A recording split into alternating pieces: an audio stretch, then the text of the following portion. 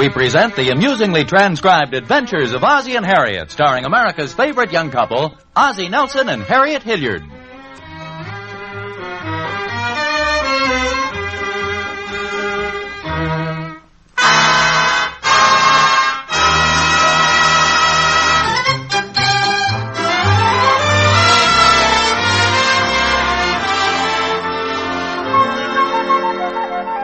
Well, things have been rather quiet this morning at the Nelsons. Nothing much unusual has happened. Harriet called the boys, and they got up as usual and came down to breakfast. Then she called Ozzie down for breakfast as usual. Then she called Ozzie again as usual. And then she called him again as usual. And then the boys went up and helped drag him out of bed. As usual. So you see, the whole family had breakfast, and things have been very quiet and very, very usual. As usual. And offhand, I'd say it was just about time for things to start happening. Well, there goes the phone. Now, that doesn't seem especially unusual, but well, you never can tell. Hello? Oh, hello, Mrs. Peabody. I believe she's the president of the PTA. Oh, that's too bad. Oh, who is it, Harriet? It's Mrs. Peabody. Oh, well, thank you, Mrs. Peabody. I'm very honored. That starts this afternoon, doesn't it? What's up, Pop? Shh. Just a minute, boys. I'll be very happy to. Oh, not at all, and thank you so much for calling. Goodbye. Oh, this is awful. Awful? You sound mighty pleased on the phone. Sometimes women are a little hard to understand, Pop. It's the big PTA meetings at the school auditorium all this week. Well, what about it? Well, one of the regular council members can't make it, and I've been chosen as alternate. Well, I certainly don't think that's so awful. I do, Mom. I hate going to school, too, boy. Well, it's just that I'm totally unprepared. That's the same feeling I get sometimes. Never mind now, Ricky. You should have been there yesterday, boy. Our history teacher asked us questions about stuff we never heard of before. I guess that stopped you for a while. Heck no. I gave them some answers they never heard of before. And you probably get a mark like you never seen before, too. Well, I'm afraid I'm going to look like something you've never seen before. What do you mean by that? Well, in the first place, just look at my hair. What's the matter? I think it looks fine. Well, thank you, dear, but it looks just terrible, and I know it. And my good suit is at the cleaners, and so are my gloves. And I don't have a decent hat to wear. How do you think I'm going to look? Not so hot, huh? That's putting it mildly. Oh, Harriet, don't be ridiculous. I think you look fine right now. You know darn well, Harriet, you look lovely no matter what you're wearing. You're just saying that because I'd crown you if you didn't. No, I'm not. I really mean it this time. But that is, I mean it every time. I mean it this time especially. Well, thank you, but I'd feel much better if I'd had a little time to get prepared. And another thing, I don't even know what subjects they're going to discuss. With all those professional educators and teachers there. I'd be very happy to lend you my school books. Why don't you keep quiet for about 5 minutes? Nobody was talking to you, Dave. Look, cut it out, boys. We've got enough trouble with your mother so upset. Upset? I'm not upset. I'm just a little frantic, that's all. There's no reason in the world why you should be. Well, it's easy to say. In the first place, you won't be expected to compete with professionals when it comes to the technical discussions on education. If you just approach every problem with your usual good sense and judgment, you can't go wrong. I hope you're right. Oh, sure. Pop knows what he's talking about. Well, your mother has a good head on her shoulders, and if she just uses it, she'll make the grade. Do I have a good head on my shoulders, too, Pop? Yes, I'd say so. I hope Mom makes better grades than I do. That won't be hard. Well, I don't know. I wish I felt as confident. Don't be silly. You'll be the highlight of the conference. You're beautiful, you're intelligent, you're well poised, you're... If you think I'm going to stop you, you're crazy.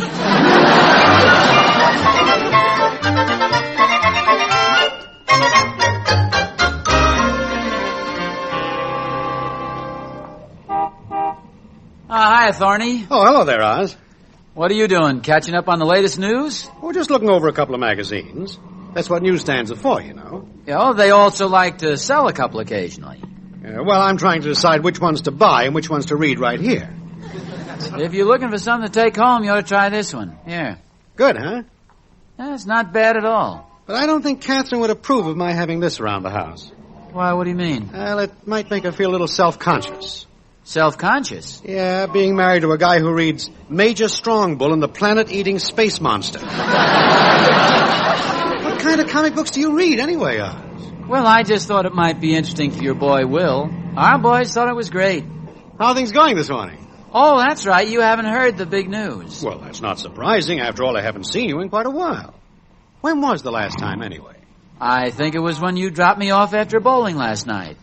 Honest? Has it really been that long? It seems to me. Well, what is the big news? Or were you just trying to be funny? Well, I suppose it is funny in a way. It's funny how women seem to have these little feminine frailties. The point is that Harriet has been chosen to be a representative to the big PTA conference this week. Well, I think that's wonderful. I don't see any sign of frailty there. You should have seen her this morning. Just the very thought of facing these people, and she practically fell apart. No confidence in herself. Well, I suppose they don't get the name weaker sex for nothing. Hey, now, wait a minute, Oz. This may sound like heresy, but let's face the facts. According to people who know, women generally stand pain and cold better. They live longer. In fact, girl babies are supposed to be more rugged than boy babies. Well, so what? So I just thought you ought to know before you made any speeches about women being the weaker sex. And I've seen several articles that say the same thing. And they all haven't been in the Reader's Digest either. In the first place, Thorny, you're talking about the physical side of it. What I mean is the emotional weakness. Women suffer from a lack of assurance, a lack of self-confidence. Did you ever take a look at some of those magazine articles? How to win a husband. How to keep him after you've got him. How to get him back again after you've lost him. All the same. All articles directed to the women trying to boost their self-confidence. Well, okay, but what's this got to do with Harriet and the PTA? Everything, Thorny. She got the news and went into a panic. Didn't know what to wear. Didn't know if she'd look right. Worried about how she'd get along. Well, I don't see what she has to worry about. That's just it. She has nothing to worry about at all. But try and tell her that. Well, why don't you? And show her, too. Reinforce that feminine ego of hers. Well, that's what I was trying to do this morning. Well, then go back to that woman. Show her she can have confidence and assurance. You know, Thorny, that's just what I think I'll do. Good boy, Oz. Now, aren't you glad you talked to me? Yes. I don't know what I would have done without you. Any time at all, Oz, any time. Well, I've got to run along. If you have any other little problems, just address them to me in care of this magazine stand. Thank you. And good night, Dr. Popenow.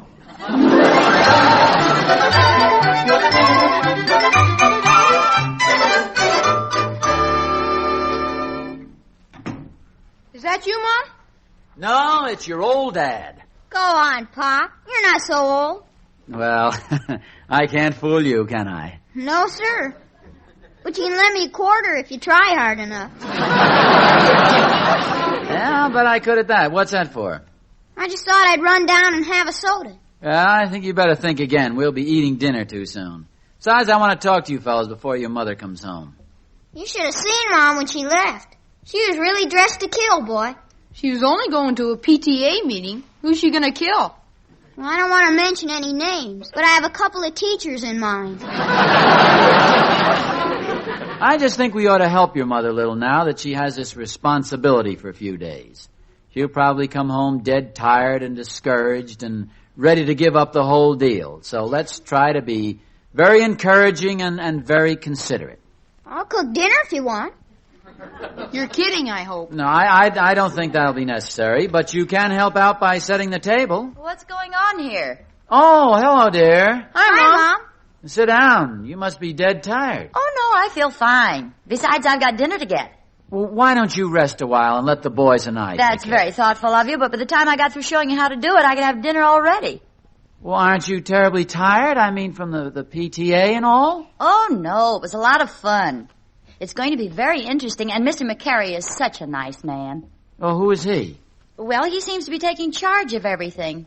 He's the superintendent of schools, I believe. He said I made some wonderful suggestions. Oh, well, good for you. Pardon me a minute, dear. I know you must be starved. I'll get dinner started. No, wait a minute. Harriet, isn't there something I can do to help? Yes, there is. You can stretch out on the couch and rest until dinner. You look tired. I'll have it ready in a jiffy.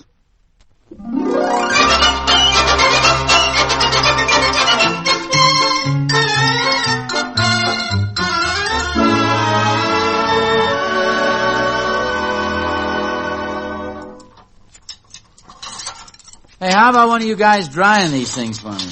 Go ahead, Ricky. Who, me? That's what I said. Yeah, I suppose you got a broken arm or something. I did my share. I fixed lunch. Okay. I did my share, too. I ate it. How do you think Mr. McCary is, Pop? Oh, I don't know, David. He must be an older man. You don't become superintendent of public schools overnight. I'd say he's probably in his early 60s. Sure doesn't look that old to me. Well, when did you see Mr. McCary? There's a picture of him in today's paper. Oh, I didn't see that. Well, just a second. I'll get it for you. Is that all the dishes, Pop? Yeah, that does it. I guess we can relax for a while now. Here it is, Pop. You mean this is Mr. McCary? Yeah, that's what it says. Wallace McCary, superintendent of schools. I'd somehow pictured him a little different. He's got a crew cut.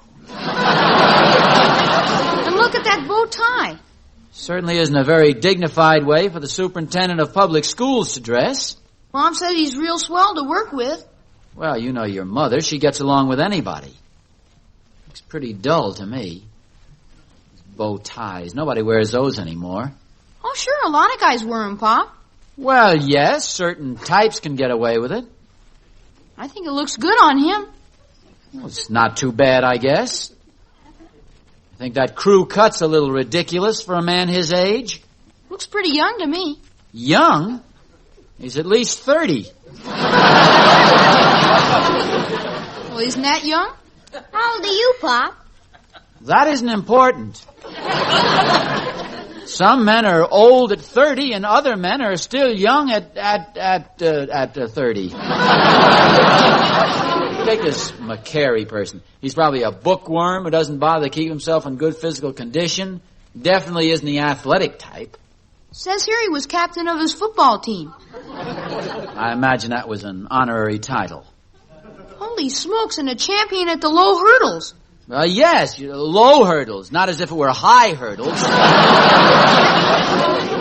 Can't even get all of his shoulders in the picture. Well, I've got a couple of padded coats myself. Mom said he's very nice. Okay, your mother thinks he's very nice. It's about time she stopped kidding around with that PTA junk anyway. I thought you were proud of her, Pop. Well, of course I'm proud of her. She's done a fine job, and now it's time to come home. I think so, too. I wonder how a young guy like this Wallace McCary gets to be superintendent of public schools in the first place. Probably has a lot of political connections. Mom said he's very smart. All right, then why does this boy genius need a big committee to do all his work for him? Waste your mother's time over there while we're practically slaves here at home. Are you sore at Mr. McCary, Pop? I'm not sore at anybody, Ricky. Look, will you fellas kind of straighten up the rest of the house? I'm going out for a while. Where are you going, Pop? Oh, just down to the barber shop. Kind of clean up the sink, will you fellas? What do you want me to do with all these orange peels and coffee grounds? Here. Wrap them up in this newspaper and throw them in the garbage can.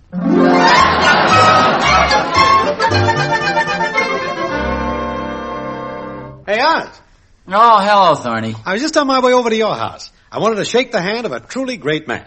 Who's that? Well, you, of course. Oz, you're positively amazing. I never realized what a really brilliant neighbor we had. What's this all about, Thorny? Well, don't you remember that talk we had the other day? You know, about women and how they lack confidence in themselves? Oh, yeah. Well, I've been spending a lot of time the last couple of days building up Catherine's confidence. And the results have been marvelous. She's another woman, Oz. I almost feel like a bigamist. I'm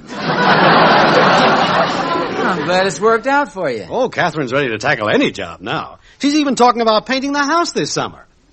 She was talking about painting the house last summer, too. Well, yes, but then she was talking about me painting the house.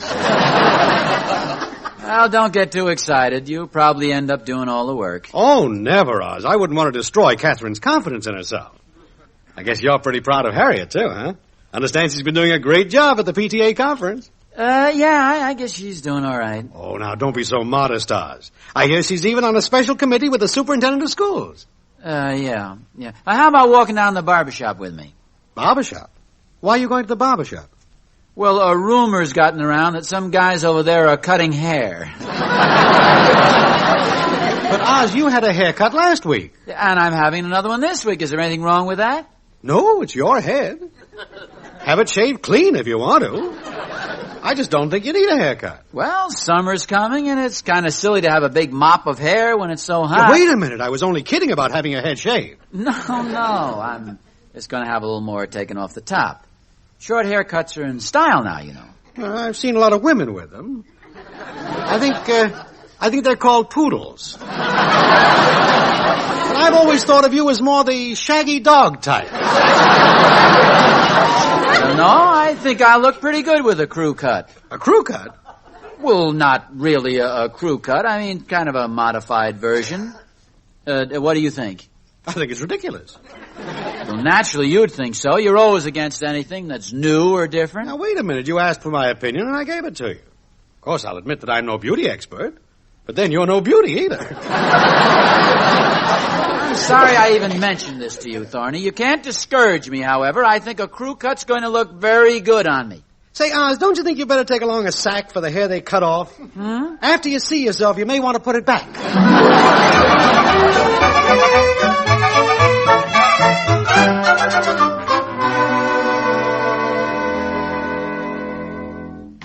Hi, Mom. Oh, hello, boys. Will you take some of these packages for me? You sure got a lot of groceries. Well, I've invited Mr. McCary over for dinner tonight. He's very anxious to meet your father, and I know you boys will like him. Oh, swell. I'd like to talk to him about longer summer vacations. Also, no homework. I'm sure he'll be happy to hear any suggestions. I can think of plenty, boy. Was today the last meeting, Mom? Yes, and thank goodness. It's going to feel wonderful just being a housewife again. Well, I'm going to feel pretty good not being a housewife again.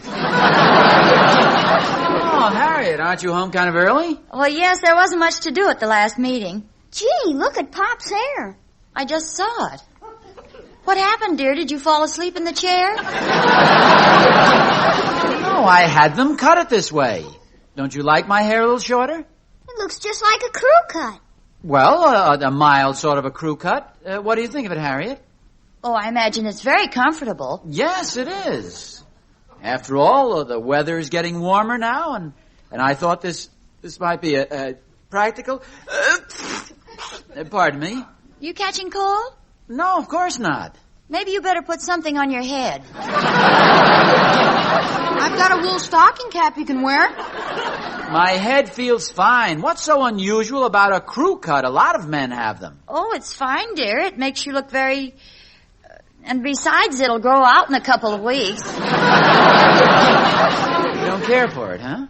Well, I guess I'm just not used to it. Well, if you'll excuse me, I've got to get dinner ready. I invited Mr. McCary over tonight.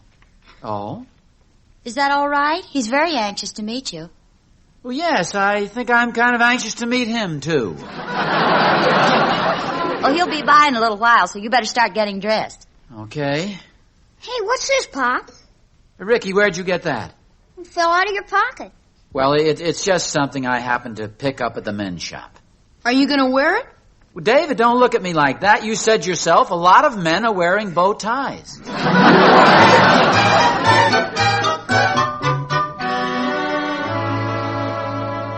Ozzie, Yeah? will you help me set the table? Oh, sure. Do I look all right? Yes, fine. I wish you'd stop staring at my head. I didn't realize I was staring. You just look so... well, so different. I should think you'd be used to seeing a crew cut by now. I know this isn't as short as Mr. McCary wears his hair. I should hope not. You mean you don't like his crew cut either? Crew cut? Well, I wouldn't exactly call his a crew cut. Hey, Mom, somebody's coming up the walk. Oh, it's probably Mr. McCary. Hmm? No, this is an older man. Older than Mr. McCary? I'll get this, boys. Mr. Nelson? Yes? I'm Wallace McCary. Oh, oh, yes. Won't you come in? Thank you. Oh, hello, Mr. McCary. Hello, Mrs. Nelson. I hope you didn't have any trouble finding the house. No, not at all. I certainly appreciate this invitation. Oh, I'm so glad you could make it.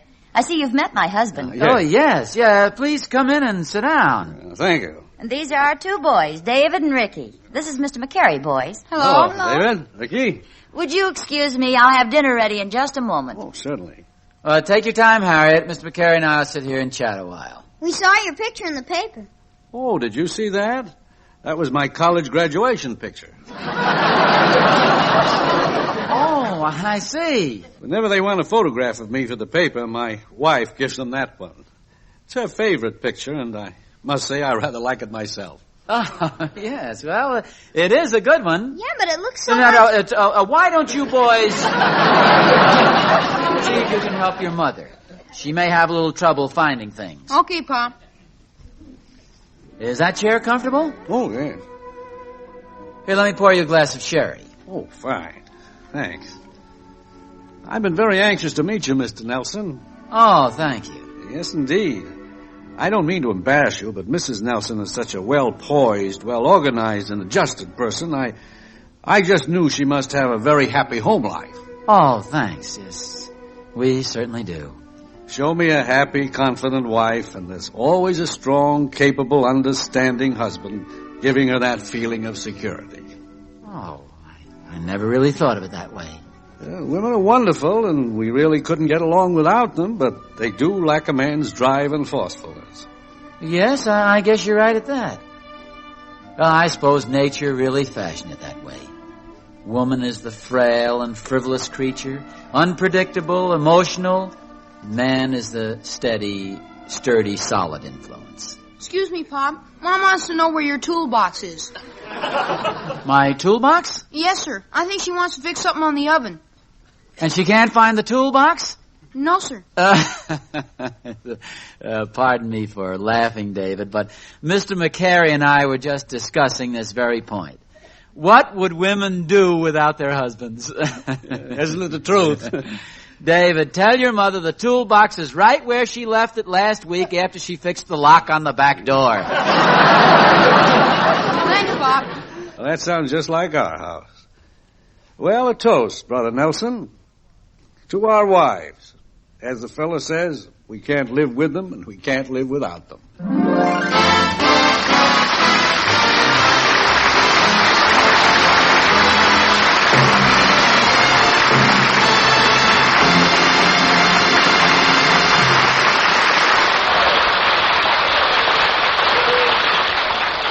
This is Vern Smith saying tune in again next week for another transcribed adventure of Ozzie and Harriet, starring Ozzie Nelson and Harriet Hilliard.